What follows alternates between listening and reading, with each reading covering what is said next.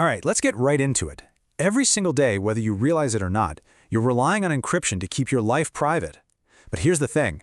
A totally new kind of computer is coming, and it threatens to shatter that security.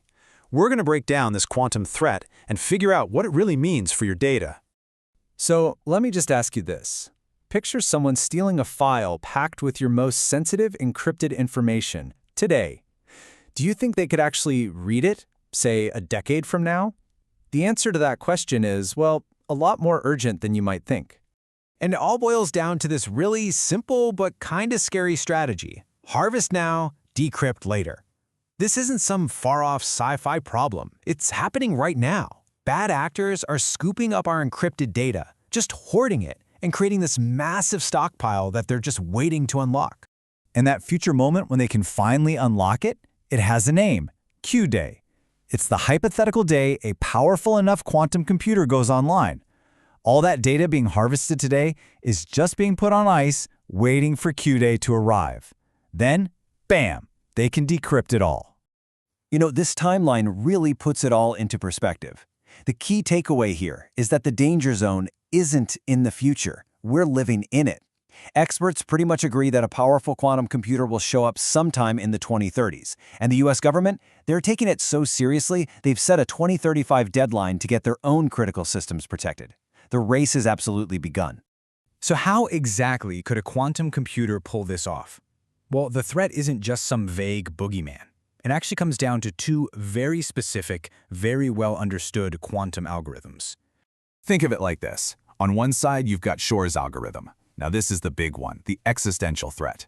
It goes after the very foundation of internet security, things like RSA and EC, and it doesn't just weaken it, it shatters it completely.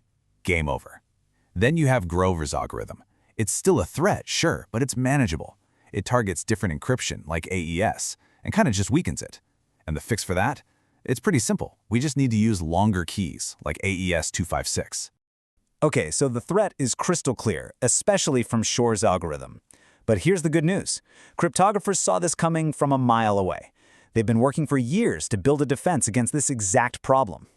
And that solution is called post-quantum cryptography, or PQC for short. Now, this is the really important part. These are not quantum algorithms for quantum computers. Nope. These are new classical algorithms that run on the computers and phones we all use today. They're just built using math problems that are so hard, we're pretty sure even a quantum computer can't crack them. So what does this new quantum-proof shield actually look like? Well, after a huge, multi-year competition, the U.S. National Institute of Standards and Technology, that's NIST, has picked the winners. For securing your web traffic, we're switching from the old, vulnerable stuff like RSA to a new standard called Crystal's Kyber. And for digital signatures that verify who you are online, we're moving from ECDSA to Crystal's Dilithium. These are basically the new champions of our secure digital world. And look, this isn't just some theory. The actual people who created these standards are shouting from the rooftops for everyone to start upgrading now. As Dustin Moody, the guy leading the project at NIST, put it, this whole migration is a massive job, and we really don't have any time to waste. Now, you might have also heard about something else called quantum key distribution, or QKD.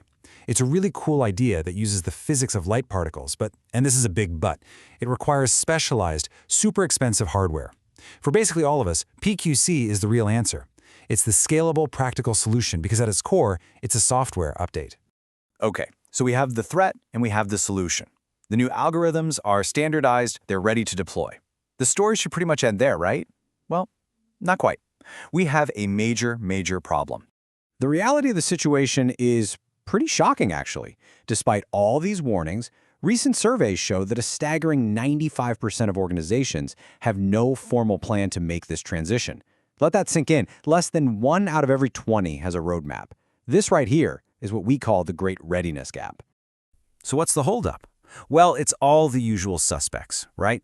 Big organizations can be slow to change. There are budgets to worry about. And frankly, not enough people who know how to do this stuff. Plus, you have to remember, most security teams are busy fighting today's fires, like ransomware, so it's really hard for them to focus on a threat that still feels like it's a decade away. Now that gap sounds bad, and it is concerning, but it is not hopeless. You have to think of this as a race. It's a race between the people building a giant quantum computer and the people upgrading our defenses. And right now, it's a race we can absolutely still win, if we get moving. Some experts have even started calling this whole transition the Y2Q problem, comparing it to that massive Y2K effort from back in the day. And yeah, the scale is huge. But here's the thing. The path forward isn't some big mystery. It can actually be broken down into a pretty clear, manageable plan. The consensus from all the experts really boils down to 3 simple steps. First, inventory. You have to figure out where all the old vulnerable encryption is hiding in your organization.